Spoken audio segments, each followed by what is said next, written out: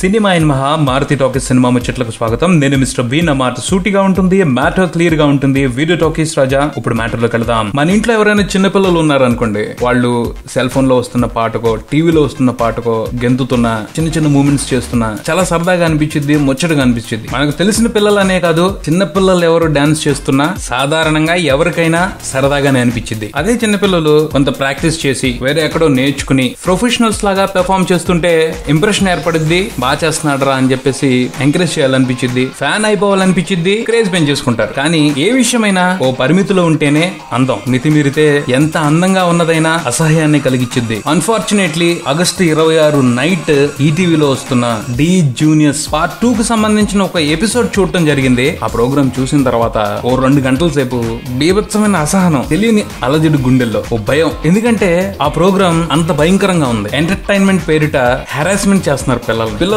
అక్కడ స్టేజ్ మీద చేస్తుంది వినోదంలా అనిపించడం లేదు, వికృతంలా ఉంది. అసలు డాన్స్ అర్థం ఏమిటి అంటే ఎంత కష్టపడ్డావు అనేది బయటికి తెలియకూడదు. డాన్స్ చేసేవాడి కష్టం తెలిసిపోతుంటే ఆ పాటలో ఉన్న ఫీల్ ని జనాలు ఎలా ఆస్వాదిస్తారు? ఏ డాన్సర్ అయినా తన ఎక్స్ప్రెషన్స్ తోను అభినయంతోనూ ఆకట్టుకోవాలి. అది ఎక్కాలి ప్రేక్షకుల మనసుల్లోకి. ఆ పిల్లలు డాన్స్ చేస్తుంటే బాధేస్తుంది, భయం వేస్తుంది, ఏమొద్దు ఆ పిల్లలకి అని. ఆ ప్రోగ్రామ్ చేసే వాళ్ళు టీఆర్పీల కోసం, జడ్జిల డబ్బుల కోసం, డాన్సులు నేర్పించే వాళ్ళు పేరు కోసం దారుణంగా చిన్న పిల్లల్ని హింస పెడుతున్నారు. ఈ విషయం మాత్రం ఆ ప్రోగ్రామ్ చూసిన ప్రతి ఒక్కరికి అర్థం అవుద్ది. ఆ ప్రోగ్రామ్ లో పార్టిసిపేట్ చేస్తున్న ప్రతి కంటెస్టెంట్ ని కూడా ఎత్తి కింద పడేస్తున్నారు. అవే మూమెంట్స్, వాటిని ఎలా ఆస్వాదించాలో ఏం అర్థం కాదు. వైద్యుల పర్యవేక్షణలో, నిపుణుల గైడెన్స్ లో బోళ్ళంత ప్రాక్టీస్ చేసిన తర్వాతే ఈ పెర్ఫార్మెన్స్ ఇస్తున్నారు. ఇంటి దగ్గర ఎవరు వీటిని అనుకరించొద్దు అని ఒక స్క్రోల్ వేసి ప్రేక్షకుల్ని ఏమర్చే ప్రయత్నాలు చేస్తున్నారు. కానీ చూస్తుంటే అర్థం అవుద్ది పెర్ఫార్మెన్స్ ఎంత దారుణంగా ఉంది, ప్రాక్టీస్ పేరుతో ఇంకెంత హింసిస్తున్నారు అని. ప్రాక్టీస్ చేయటం మూలంగా బాడీలో ఫ్లెక్సిబిలిటీ రావచ్చు. జిమ్నాస్టిక్స్ చేసే వాళ్ళకి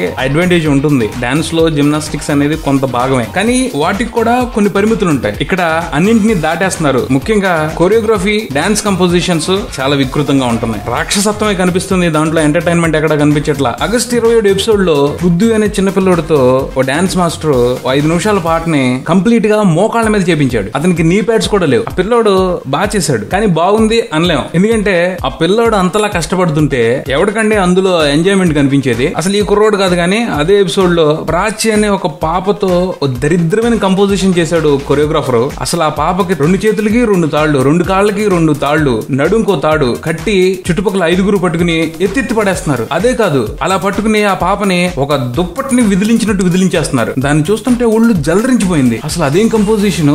వాళ్ళు అసలు మనుషుల మానవత్వం లేదా వీళ్ళకి అని అనిపించింది. పరమ భయంకరమైన కంపోజిషన్. అది చూస్తే వణుకొచ్చింది అంతే. ఆ కంపోజిషన్ అంత భయంకరంగా ఉందని జడ్జిల్లో ఓ మాస్టర్ కూడా ఒప్పుకున్నారు. అతనికి పాయింట్స్ కూడా ఇవ్వలేదు, అలా చేయొద్దని చెప్పారు. పిల్లలు చక్కగా డాన్స్ చేస్తుంటే ఆ ముచ్చట వేరు. అంతేగాని ఇలా హర్రర్ ఎఫెక్ట్స్ తో బెదర కొడితే పిల్లల మీద నెగిటివ్ ప్రభావమే పడిద్ది. హెల్దీ కాంపిటీషన్ ఎప్పుడు కూడా మంచి అవుట్పుట్ ని తీసుకొచ్చింది. కానీ పోటీ పేరు చెప్పి ప్రెషర్ పెంచుకుంటా పోతే దాని రిజల్ట్ ఇలా భయంకరంగానే ఉంటుంది. ఈ విషయానికి సంబంధించి కార్యక్రమ నిర్వాహకులు సార్ ఆలోచించాలి. ఇన్హ్యూమానిటీ, హెరాస్మెంట్స్ ఎప్పుడూ కూడా ఎంటర్టైన్మెంట్ ఎలిమెంట్స్ కాదు. ఈ విషయాన్ని అందరూ గుర్తించాలని కోరుకుందాం. ఇది బులెటిన్. మరో బులెటిన్తో మళ్ళీ కలుద్దాం. Subscribe and keep watching Maruti Talkies. For me, Mr. B and Talkies Raja. Thank you.